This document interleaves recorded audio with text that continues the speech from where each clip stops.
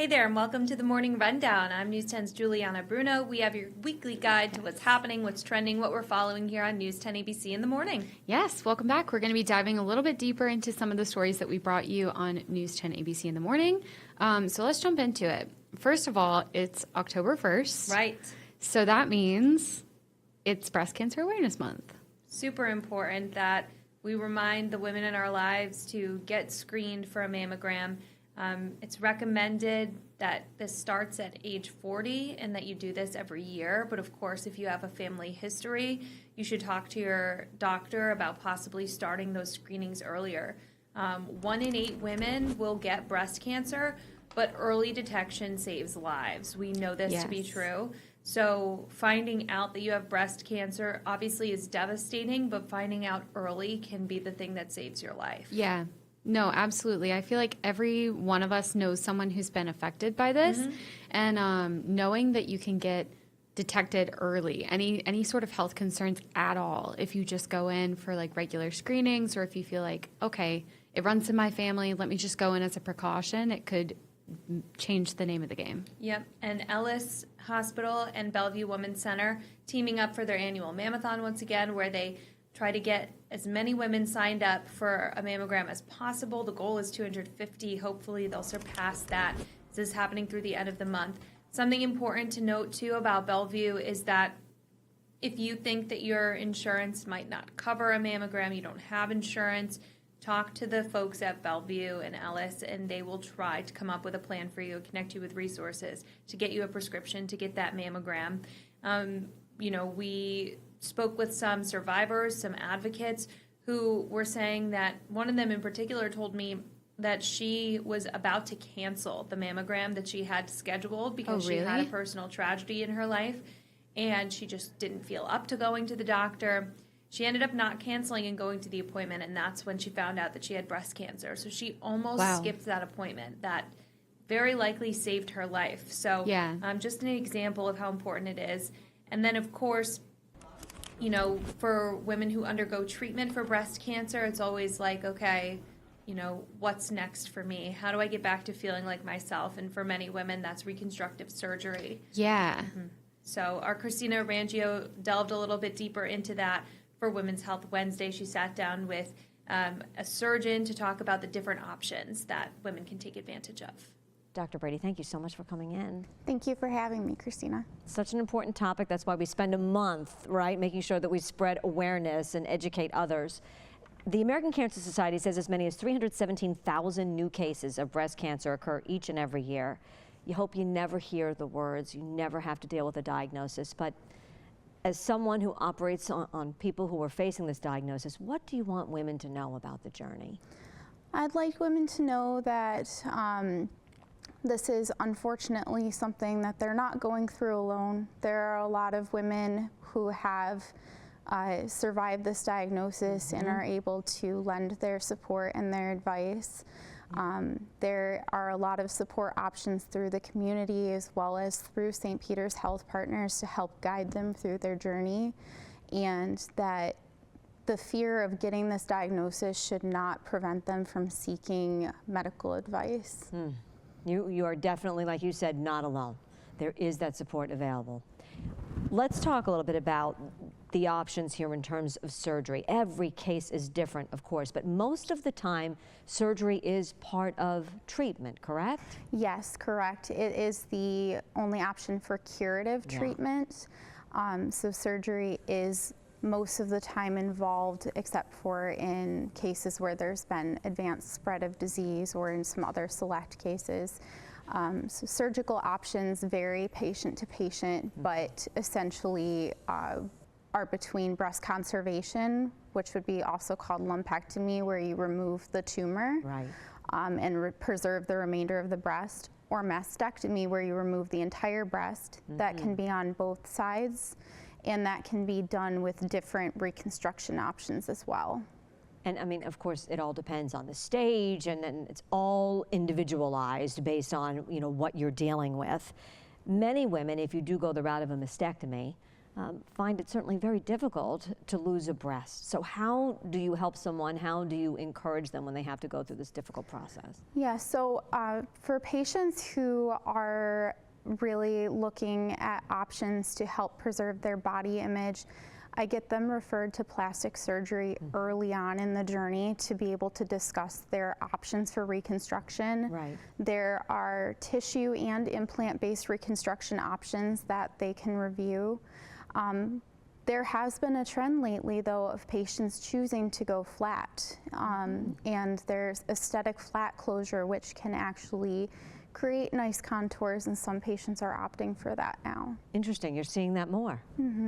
Maybe people feeling a little bit more confident in their own skin and okay that, you know, this is part of their life journey. Yes, I think so. Yeah.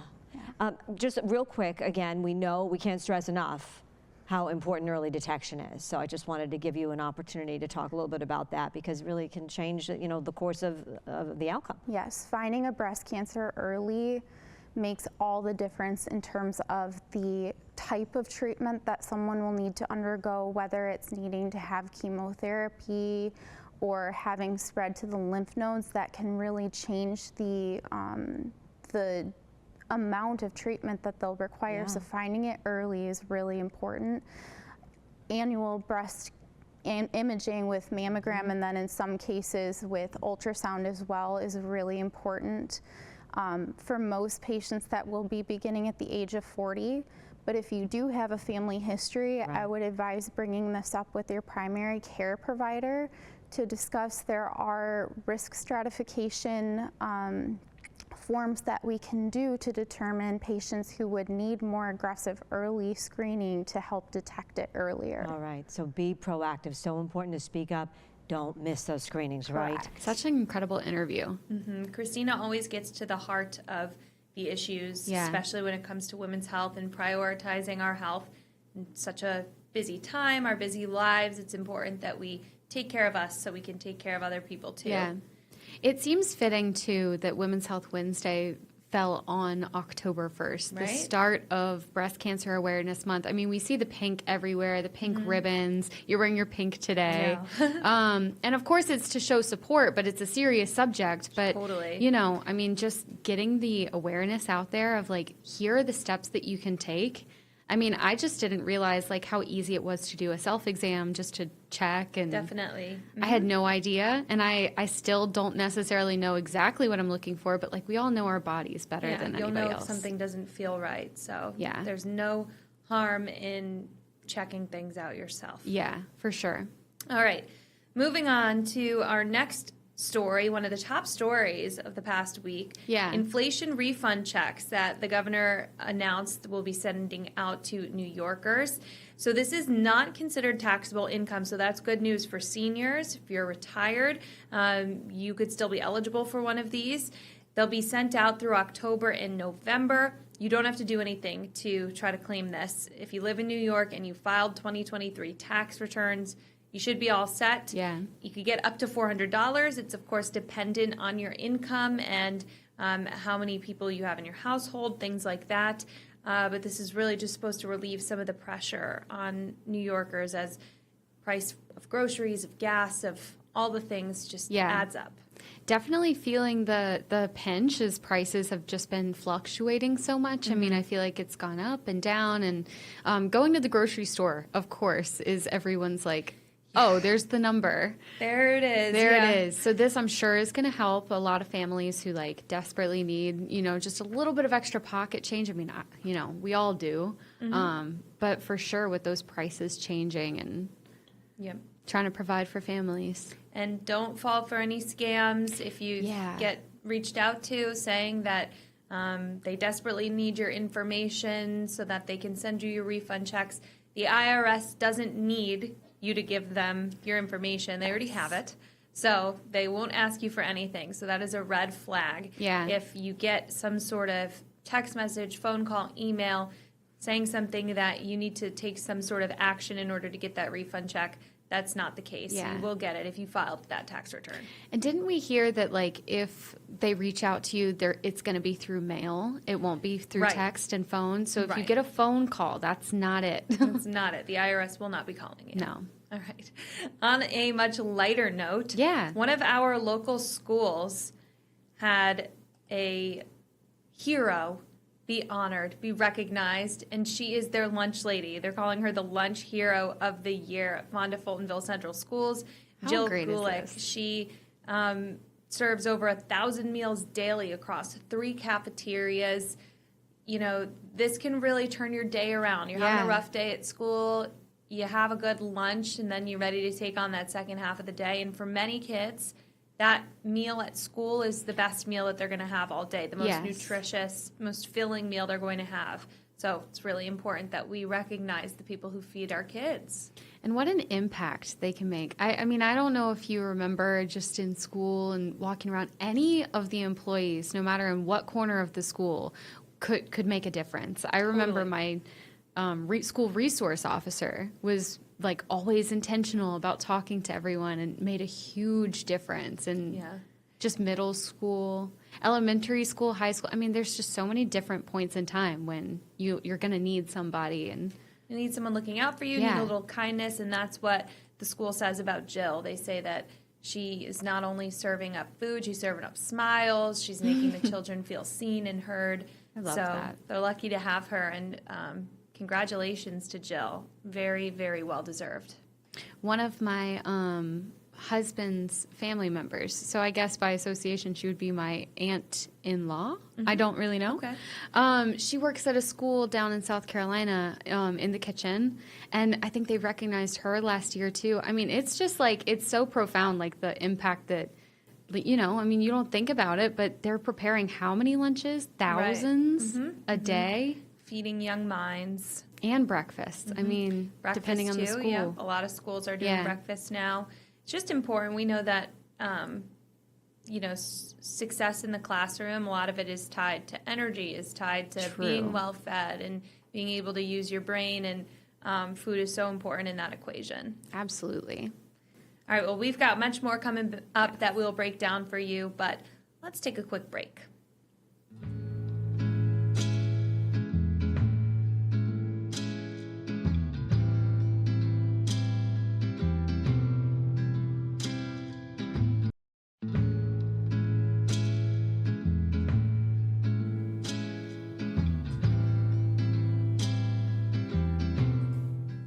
All right, welcome back to the morning rundown. Sarah, what's next? Okay, now we're going to be plunging into a very chilly subject. Ooh. This is going to be, of course, the Lake George Polar Plunge. The Polar Plunge returns November 22nd in Lake George, and this is to support Special Olympics New York. Yeah. It's a great organization that supports athletes of all abilities, and Christina Arangio took the plunge last year with Luke, which was so cool. I think she's in this video. If you look closely, I think you should be able to see her. Yeah, she's somewhere in there. She's running with Luke. Yep.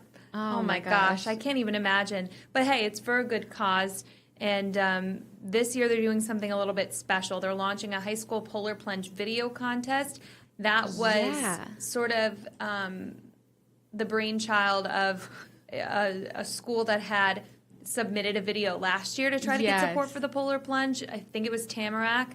Was it this video? I think it was this one. Yep, it's this one. So funny. And so they were trying to drum up some excitement for it. So this year, the polar plunge is asking for high school groups all over to send in a video. And get this, we're going to announce the winner of the contest on News 10 by showing a clip of it. This is so fun. In high school, I remember like anytime there was a video contest of any kind, people went all out. Oh, yeah. So to put something together like this, I mean, it's just so fun. And it's great that you're doing something that's so extreme, but and it gets a lot of talk, and it points everyone's attention towards Special Olympics and those athletes. We had one of those athletes in our studio, Kaylee Moorhead. She's a gymnast, 16 years old, and I believe she also used to be a power lifter, but now she's in her gymnastics era. Love She that. sat down with Christina and Ryan to share more about, what this means to her, and she's taken the plunge again this year. Listen. So, Chris, we're talking about this new video effort.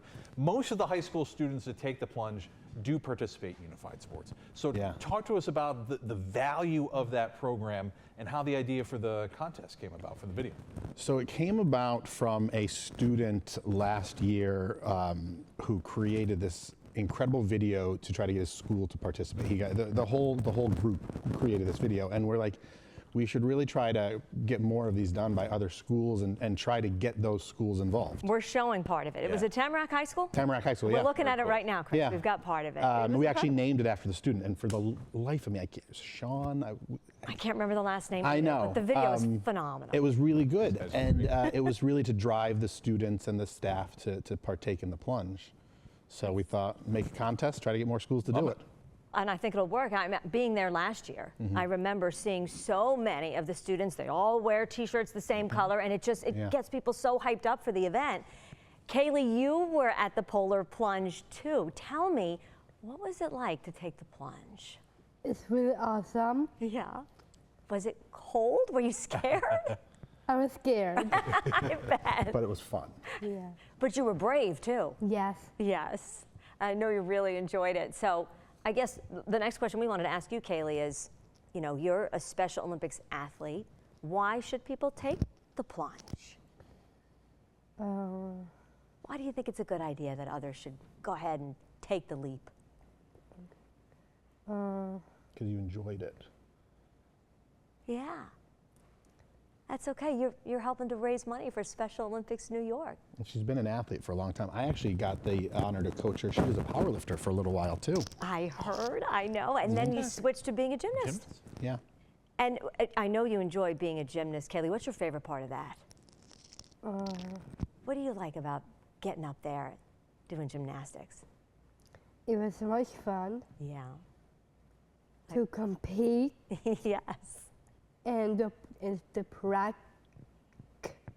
And then getting the gold? Yeah, you've got one right here. Now, Wow. how many of those do you have total now? How many gold medals? I have 3 3 of It's them. incredible. Good for you, Kaylee. good medals. That's fantastic. So let's talk a little bit more about the plunge itself and how people can get involved if they want to take part. Yeah, so the plunge has grown so much. I mean, it's like the 16th year we're doing it. Anybody can plunge, anybody, schools, if you own a business, part of a business, talk to your family, friends, come out. We call it Freezing for a reason because there is, you're supporting 4,000 plus athletes just here in the capital region, giving them the opportunities to compete in 22 different sports throughout the year, to be able to go to USA Games, to show what they're really made of and what they can do. And those opportunities don't come off trees. Right. And it's no cost to the athletes. No cost to the athletes. So when you want to be a Special Olympics athlete, there's no cost to the families, no cost to the athletes. That all happens through the events like this, through the community support. So come, raise some money, jump in the lake, have a great time with us. And we'll have all the info online, but real quick, the goal this year is? $300,000. All right. How much did you raise last year? Just over $300,000. Oh my goodness. So Okay. it's funny how that happens, how your goal ends up being what you end up hitting last year. So it's a big jump from the goal last year, but I think we can do it. I think the community support has been tremendous. Yeah. Your guys' support has been tremendous. Oh, you'll do it. I have full faith that you will. Kaylee, thank you so much for coming in. Chris, always great to have you here. You're going to do it again, right? Yeah. All right, I'm going to do it too. I'll be out there again with you guys. Yes, you will. Yeah. Oh my That's gosh. so cool. Yeah, I wouldn't. I'm the type of person who's cold all the time, and I hate being Yeah. cold. This would rock my world. I've never done anything like my it. gosh. So It's so cool to hear about what goes into it, what goes into the planning and the announcement of it. And I mean, watching the videos, it makes me feel cold. yeah, no, I'm good. I'm all good. Yeah. I will support from afar. I will find other ways to support Special Olympics. But if you can take that plunge, do it. Yeah. I think it would be a shock to my system that I wouldn't be able to reverse. Did you ever do the ALS ice bucket challenge? No. I remember doing that That in was high a trend school. also, yeah. Oh my gosh. Another great cause. Another It was great cause, great. and one that I will support in other ways. And that was just a bucket of ice. And I don't even think it got me like completely head to toe. And I was like, shivering. so. Oh But boy. Well, very incredible. Whatever it takes to raise money and to raise awareness, people will find a way to do it. Yes. All right, up next. It is October. It is spooky season. And one of the great attractions we have here in the Capital Region is the state capitol in Albany. And in October, they hold Capitol haunting tours. This is cool. So at any time of the year, you can go take a tour of the Capitol. They Dunkin' say, Donuts. oh, this is the governor's office, and this is What the about rotunda, this is whatever. Yeah. But if you go on one of these haunting tours, the guide who I went on one of these one time for a story, his name was Stuart, and he was dressed in like old timey garb, and he had like a little lantern, and he was like fully in character. Takes you on this tour, tells you the legends and the folklore of the Capitol. There's some scary stories about a fire, a secret demon, a night watchman, and just this mysterious curse. Whether you believe in this stuff or not, you still get a lot of history through the tour. So you're not just getting these scary stories. You're also Passageway learning to the Dunkin' Donuts. about the Capitol itself. What about 50? a lot The of fun. Capitol almost looks spooky, just Yeah. naturally. Like the $1 Million staircase. Like, look at that. Yeah. That's Well, so spooky. there's a lot of like gargoyles and whatnot carved into the walls, and a couple of them, if you look really closely, are a little unsettling. But That's so cool. there's so much to do in our area for celebrating fall, between all the pumpkin patches, the haunted houses, the hay rides. But this might be one that your family hasn't tried yet. Maybe this year, especially on a day where it might be rainy, it might be a little cold. Yeah. This Oh, is that a would good option for getting add into to the the spirit. spookiness. Mm-hmm. I love visiting the Capitol. I've only been twice, and it was just like a passageway to the self-guided Dunkin' tour. Donuts. Just Yeah. honestly, it was just wandering around. what But about I mean, you can tell that there's so much history, and to be able to like go and have someone give you the spooky side of it, Oh, I yeah. think would be so much fun. I feel like that's like buildings this old. They Haunted always have a stories are story. so fun. They always have a story. There's I don't know if you've ever been to Cohoes Music Hall. No. But it's a great theater, beautiful venue. That one's haunted as well, and there's a great backstory behind that I'll get into with you another time. But it's fun to hear about the haunted Spooky. histories of our local buildings. I know that. What is the other location? Ventford Hall, right? Ventford Hall. Ventford Hall. They do like spooky stuff too. Ooh, okay. All right. We'll Yeah. add that to the list for We'll sure. have to. Okay, so we have to finish by talking about something else that's really important Yes. in the month of October, and For that sure. is The life of a showgirl. Yeah. Of Okay. course, we're going to talk about it. Of course, we're talking about it. So not only is the album releasing on the 3rd, Yeah. but you can go to the movie theater Yes. and you can catch a snippet of what's I think to come. I might go. I haven't fully decided yet, but I feel like I should go. You should go Because and the report Eras back. tour in the theaters was so much fun. It was so much fun. I'm going to be out of the country for this, so I'll be listening and watching from afar. But You'll have your showgirl feather. Exactly. Trust that when I come back, I'll be seated for the full experience. I'm excited about this album. I'm excited Yeah. about this era of her music. She's kind of been a little bit elusive lately. She Yeah. hasn't been appearing publicly very much, and I think that's because this rollout is going to be huge. I'm excited. Gonna be Tay I Tay feel like she overload. gave us like the orange feathers right there. I feel like she gave us sneak peeks. She definitely did. And yeah, I think I Can Do It With a Broken Heart from the Tortured Poets Department. That Yeah. song feels very much like it aligns with what this album is going to be You about. think so? Yeah. I'm excited. I've heard, we've talked about it before, and I know that we've talked about this so much, but we mentioned how she writes different albums based on like different pens. And this one is totally going to be glitter gel pen. Glitter gel pen. I think it's going to be upbeat. I think it's going to Yeah. be fun.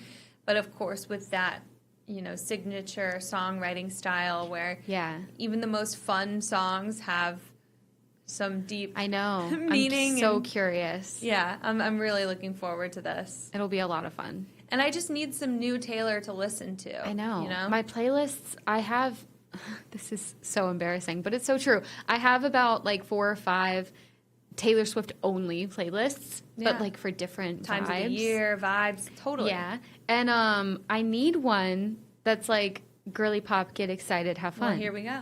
And It's so on I its way. think we're ready. Thank you so much for joining us for the Morning Rundown. We'll be back next week with more top stories for you. And always let us know if there's something you'd like to hear about. You can email us. Mine is gbruno@news10.com. You can email the station, news@news10.com. We love to hear from you. Awesome. See you next week.